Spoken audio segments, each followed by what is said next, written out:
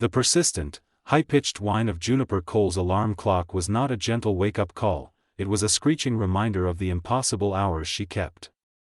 4 a.m. had become her only refuge, a tiny pocket of time tucked between the end of her late-night hospital studies and the start of her dawn shift. She slapped the snooze button with a tired groan, the muscles in her arm aching from a 14-hour stretch of anatomy revision. The fluorescent glow of her desk lamp felt cold against the pre-dawn darkness of the tiny apartment she shared with her family. At 22, Juniper's life was an endless loop of pressure and performance, the golden thread of her medical school dream woven through the tattered fabric of constant exhaustion. Her small, makeshift study space was crammed into the corner of the living room, surrounded by her brother's soccer gear and the faint, comforting aroma of yesterday's dinner, a meager but filling stew her mother had stretched to feed 4. The relentless pace of life. Juniper dragged herself out of her worn-out pajamas and into the uniform for her morning job, a faded yellow shirt and ill-fitting brown trousers that had long since lost their shape. She paused before the tarnished mirror above the bathroom sink.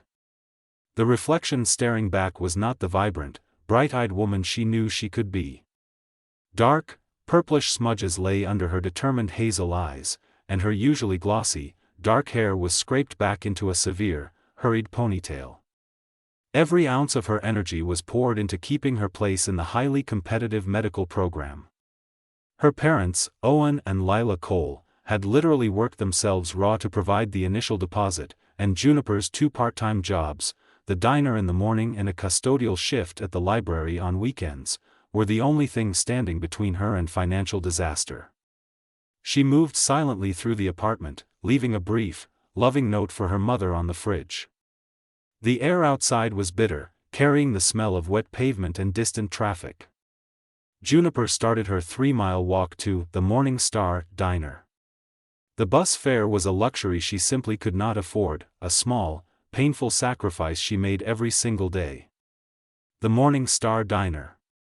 When Juniper arrived, the neon sign of the diner was sputtering, casting a sickly pink light onto the street.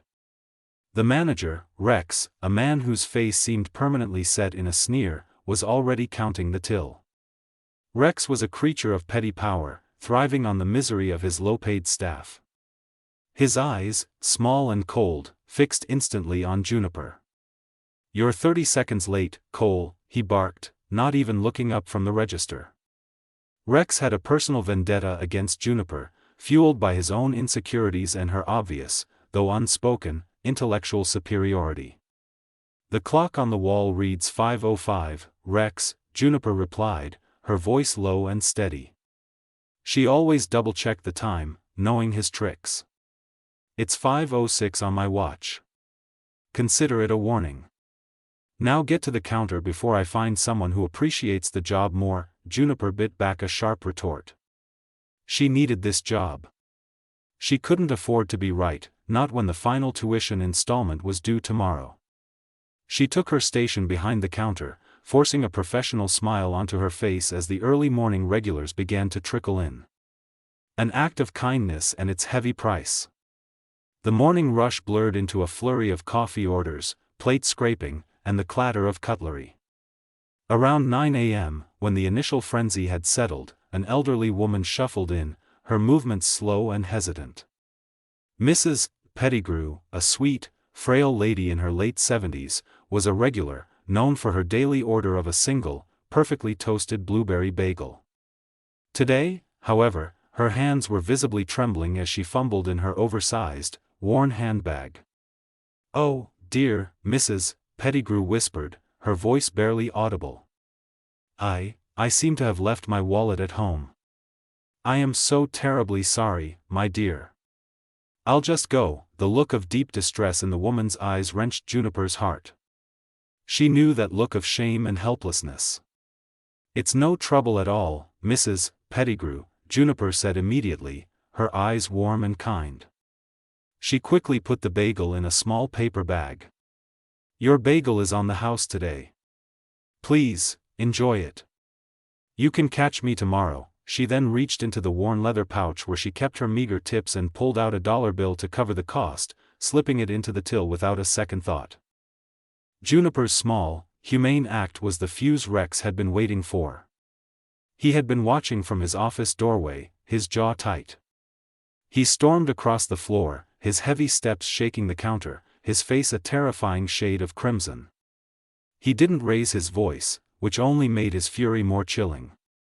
"What did you just do, Cole?" he hissed, leaning close so only she could hear. "You gave away product. Without authorization. That's theft." "I paid for it myself, Rex," Juniper insisted, nodding toward the till. "It was $1. Mrs. Pettigrew is a regular, and she was clearly upset. It's called customer loyalty." "Customer loyalty," Rex spat the words out. "I don't pay you to be a saint. I pay you to be an employee who follows the rules. You think your precious medical school makes you better than me? It just makes you insubordinate and a liability. You're fired. Now get out. I won't have a thief on my payroll." The two words, "you're fired," echoed in the sudden, shocked silence of the diner. They weren't just a loss of income, they were a death sentence for her future. Without this job, the $8,400 due tomorrow was impossible. She felt a cold dread seize her stomach. She unclipped her name tag with a hand that barely shook and placed it carefully on the counter, her dignity the only thing she had left. She walked out into the cold, harsh light of the late morning, the diner door clicking shut behind her like the closing of a coffin lid. The desperate text. Juniper walked numbly, 2 blocks, 3. She made it to the mouth of a narrow, deserted alley before her legs gave out. She sank down onto the filthy concrete, the sound of her suppressed grief escaping as a ragged, strangled gasp. Everything, the endless studying, the sleepless nights, the hunger, the sacrifices of Owen and Lila, had been for nothing. A small, bitter tear escaped, followed by a torrent of hot, unstoppable sobs that racked her entire body. She was not crying for herself, but for her parents, for the hope she had just extinguished. She fumbled for her cheap, cracked phone, the screen lighting up to show the contacts list. She desperately needed to call her father, Owen, but the words wouldn't form in her throat. How could she tell him she had failed? She would have to text. Through a curtain of tears, she began to type, aiming for Owen's contact, the screen a hazy blur. The words poured out in a rush of raw, unfiltered emotion. "Dad, I am so sorry I failed you. I was fired. The money, it's over. The deadline is tomorrow 5 p.m. I can't make the $8,400. Please don't be mad. I tried so hard. I love you both so much. I don't know what I'm going to do now. It's all gone. Everything." She hit send, a desperate, shuddering breath escaping her lips. In her blinding, profound panic and sorrow, her finger had slipped a single digit down, sending the message not to Owen Cole but to a number that had briefly occupied the spot below his on her screen before she had deleted an old acquaintance months ago. The number was now reassigned to a man named Silas Vance, a name she had never heard, a man who lived in a world she could not even imagine, high above the frantic, ground-level existence of the city. In a minimalist penthouse suite carved from glass and steel, Silas Vance sat alone. The air in his apartment was rarefied, scented faintly with expensive cedar and the sharp tang of innovation. Silas, a man barely into his late 30s, was an architect of digital empires, his company, Ether Solutions, having revolutionized global data management. His wealth was almost mythological, a quiet, almost embarrassing fact he preferred to keep hidden behind a reclusive, intensely focused lifestyle. He was accustomed to silence, to the crisp, logical language of code, and to the controlled order of his meticulously managed life. Emotion, especially raw, uncontrolled distress, was something he generally observed from a distance, like a foreign climate. The CEO's isolation. Silas was not relaxing, he was analyzing. A wall of monitors displayed complex financial models, flickering with streams of data that represented billions. He wore a cashmere sweater and dark trousers, a uniform of quiet power. His features were sharp, intelligent, almost ascetic, softened only by eyes that, though usually scanning technical specifications, held a depth of experience far beyond his years. He had earned his empire through brutal self-discipline, leaving behind a past of crushing poverty and struggle that the world never knew. The only constant companion in his solitude was Theron, his personal assistant, less an employee, more a supremely efficient extension of his will. Theron managed the impossible, silently ensuring the smooth functioning of Silas's intensely private world. At exactly 11:03 a.m., the tranquil hum of the penthouse was broken by a soft, insistent vibration. Silas glanced down at the secondary phone he kept strictly for essential, private communications. It was an unknown number. He usually ignored them, but a momentary flicker of curiosity, perhaps an involuntary pause in his demanding concentration, made him tap the screen. What he saw was not a junk message, not an investment offer, but a raw, fragmented cry of despair. The text was an incoherent spill of pain, clearly written under extreme duress. "Dad, I am so sorry I failed you. I was fired. The money, it's over. The deadline is tomorrow 5 p.m. I can't make the 8,400. Please don't be mad. I tried so hard. I love you both so much. I don't know what I'm going to do now. It's all gone. Everything. The echo of the past." Silas read the message twice. The incoherence, the use of lowercase letters, the specific mention of the financial amount, $8,400, and the gut-wrenching apology to Dad, painted a picture of absolute, immediate crisis. For a man who communicated primarily in contracts and precise quarterly reports, this sudden, desperate intimacy was startling. The message wasn't addressed to him, a fact he instantly recognized, but its contents hit him with the force of a physical blow. He remembered being 19, staring at an eviction notice, the exact, terrifying figure scrawled in red ink, realizing he couldn't pay it, and the shame that had tasted like ash. He remembered the feeling of failure, the betrayal of his own desperate efforts. This young person's failure wasn't just about a missed payment, it was about a shattered dream, a lost future, and the guilt felt toward sacrificing parents. Silas's own parents had sacrificed everything for him, only to see him struggle and fall short before his final, spectacular rise. A cold, sharp ache settled in his chest, an emotion he hadn't allowed himself to feel in years. It was empathy, profound and unsettling. "The order is given." He pressed a button on his desk intercom. "Theron, come in, please." Theron, a man of exceptional discretion and quiet competence, appeared instantly, holding a slim tablet. "Sir?" Silas handed Theron his phone, the screen still displaying the heartbreaking text. "I need you to do two things, Theron. First, discreetly verify the sender of this message. I need to know who she is and the nature of the crisis. Use all resources, but maintain complete privacy. I want no flags raised. Second, find me a reliable, non-traceable way to transfer $8,400 immediately." Theron took the phone, his usually impassive face registering a slight, momentary surprise at the unusual request. He was accustomed to managing mergers, acquisitions, and international logistics, not personal rescue missions. "The urgency, sir? The deadline is tomorrow at 5 p.m. and the distress is genuine," Silas said, his voice flat, but the subtle tension in his jaw betrayed his internal state. He rose and walked to the floor-to-ceiling window, gazing out over the dense cityscape. "Find out what happened to her, Theron. Why was she fired? What is the dream that is about to die over $8,400? He turned back, his gaze intensely focused. "Do it now." Theron's investigation. Theron worked with the efficiency of a precision machine. Within an hour, he was back, the information consolidated onto a single page. "The sender is Juniper Cole, sir. Age 22.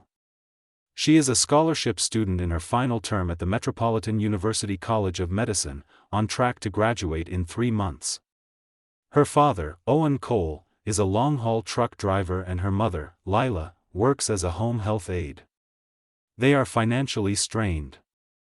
The money, $8,400, is the remaining balance for her final semester's tuition. The deadline is confirmed, tomorrow, 5 p.m. Silas listened, his eyes narrowed. The firing? She was employed at a local diner called the Morning Star. She was terminated this morning by the manager, a Rex Lloyd. The reason for termination, officially, was unauthorized complimentary service. Unofficially, Miss Cole bought a $1.50 blueberry bagel for an elderly regular, a Mrs. Pettigrew, who had forgotten her purse. We have a brief recording from a bystander's phone. The manager, Lloyd, appears volatile and abusive toward Miss Cole. Silas took the tablet and watched the short video clip. He saw Juniper, tired but composed, her shoulders straight, enduring the petty venom of her manager for a simple act of compassion. The anger in Silas was cold and slow, the dangerous kind. He looked at the manager's sneering face and then at the defiant dignity of the young woman. She hadn't compromised her humanity even when her future was on the line. He placed the tablet on the desk. The picture was complete, a driven, hard-working young woman, fighting for a noble goal, brought to her knees not by her own fault, but by the casual cruelty of a petty tyrant, all over a small sum of money. It wasn't just the memory of his own struggle that moved him now, it was Juniper's character. The desperate, broken text had been an unfiltered snapshot of a truly good person at their absolute breaking point. "Theron," Silas said, his decision firm, his voice smooth and commanding. "The $8,400 is not enough. If she loses the job, she will simply fall into another hole. I want to pay the full $8,400 to the university tomorrow morning, electronically. It must be completely anonymous, a grant from an unspecified charitable trust. Ensure there is absolutely no way to trace it back to me or Ether Solutions."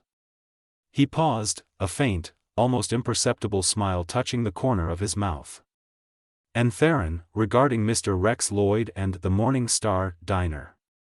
I want an immediate, discreet investigation into the diner's finances and management compliance. I don't appreciate people who prey on those trying to climb out of poverty. We will handle that separately. For now, focus on the tuition. The girl must not lose her dream."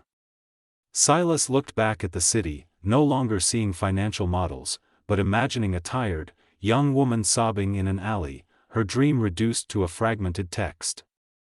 He felt a connection, strange and powerful, a sense of protection and admiration for the unknown Juniper. He had been touched by her raw vulnerability and captivated by her unseen strength. He had fallen in love, not with a person, but with the profound, desperate goodness revealed in that single, accidental message. He would save her, even though she didn't know he existed. The vast expanse of Silas Vance's penthouse felt intensely silent after Theron left. The city lights, which had seemed like twinkling constellations of opportunity moments before, now appeared as cold, distant pinpricks of indifference. Silas stood by the window, the image of Juniper Cole, her tired dignity, the simple kindness that cost her everything, etched into his mind. His initial reaction had been one of detached, efficient philanthropy, a quick solution to an urgent problem. But reviewing Theron's brief file had complicated everything. The cold facts, medical school, 2 jobs, familial sacrifice, painted a portrait of resilience that resonated deeply with his own past. The decision to protect. Silas had seen countless acts of greed and self-interest in the corporate world. Juniper's spontaneous act of generosity, the willingness to spend her own hard-earned tip money on a stranger's forgotten bagel, felt like a rare, glowing ember of genuine humanity. He wasn't just paying a bill, he was safeguarding a future that was intended to help others. His decision evolved beyond a simple transfer of funds, it became a commitment to silent, complete support. If I send the money and she remains in that environment, she'll just be fighting the same battles tomorrow, Silas mused to himself, running a hand over the smooth glass. He called Theron back into the room. "Theron, the anonymity is paramount. I don't want her to know who, or even where, the funds came from. But I need assurance. Once the tuition is paid, I want a silent retainer placed on the books, a stipend for research assistants or something equally obscure. Enough to ensure she can quit the second job and focus entirely on finishing medical school without stress. Theron, ever the professional, nodded slowly. A quiet scholarship fund, then. Untraceable and non-invasive. I can arrange a recurring, modest grant administered through the university's non-disclosure foundation. It will appear as a merit-based award designed for high-achieving, low-income students in their final year. It can only be used for living expenses, making rent, and buying food. That would ensure she doesn't use it to pay back her parents' loans, which would only perpetuate the cycle. Precisely, Silas confirmed. He wasn't trying to buy affection or even gratitude. He was investing in a character he admired, providing the fair playing field she was denied by life. He was building an unseen safety net around her, a bubble of security in the brutal reality she inhabited. The thrill of this secret mission was a strange, invigorating deviation from the complex, often soulless, world of high finance. It felt, against all logic, like a profoundly personal endeavor. The mechanism of rescue. Throughout the remainder of the evening and into the early hours, Theron orchestrated the quiet miracle. Utilizing his vast network and Silas's immense, liquid resources, the required $8,400 was moved through layers of trusts and shell organizations, finally landing in the university's accounting department just after the bank opened the following morning. The accompanying documentation was brief, impersonal, and attributed the donation to the Emerald Coast Foundation, a fictitious entity Theron had created 30 minutes prior. The instruction was non-negotiable: apply the entire sum immediately and exclusively to Juniper Cole's outstanding balance. While the money transfer was clinical and swift, Silas was anything but detached. He found himself checking his phone every few minutes, half expecting another frantic text, or perhaps even a call from a confused father. He found he was deeply worried about Juniper, not just financially, but emotionally. He hoped that wherever she was, she had found a moment of peace after her despair. The morning after the nightmare. Juniper Cole awoke in a stupor of exhausted grief. She hadn't slept, merely drifted in and out of a shallow, tear-soaked haze. The sun was bright, mocking her with its normalcy. The air in the small apartment felt heavy with failure. She lay motionless, dreading the moment her parents, Owen and Lila, would find the note she had left the previous day, explaining her dismissal. She was too ashamed to face them, feeling the full, crushing weight of their sacrifices. It was Lila who found her first. "Juniper, honey, are you all right? You missed your shift at the library. The dean's office called. They wanted to talk to you about your account. It's 10 a.m. The deadline is 5. Lila's voice was filled with controlled fear, knowing the fragility of their financial situation. Juniper sat up, her body stiff with cold dread. She grabbed her phone, her hands shaking, ready to face the inevitable, formal notice that she was expelled from the program. She dialed the dean's office number with shaky fingers. She was ready to apologize, to beg for an extension, though she knew both were futile. The confusing miracle. The voice on the other end belonged to Mrs. Dahl, the stern, no-nonsense administrative officer in charge of student accounts. "Miss Cole?" "Yes, I was calling you. I needed to confirm the source of the transfer. There was a substantial, anonymous donation that arrived this morning. $8,400. It covered your outstanding tuition in full. Congratulations." Juniper froze. The word full hung in the air, impossible, unreal. I'm sorry, Mrs. Dahl. A transfer? I haven't sent anything. I don't have that money." "Well, someone did," Mrs. Dahl replied, her tone slightly impatient. "It's from the Emerald Coast Foundation, a non-disclosure foundation. Completely anonymous. All clear on our end. You are officially settled for the semester, Miss Cole." You need to pick up your new student ID next week, Mrs. Dahl hung up, the click of the phone line a sound of absolute finality.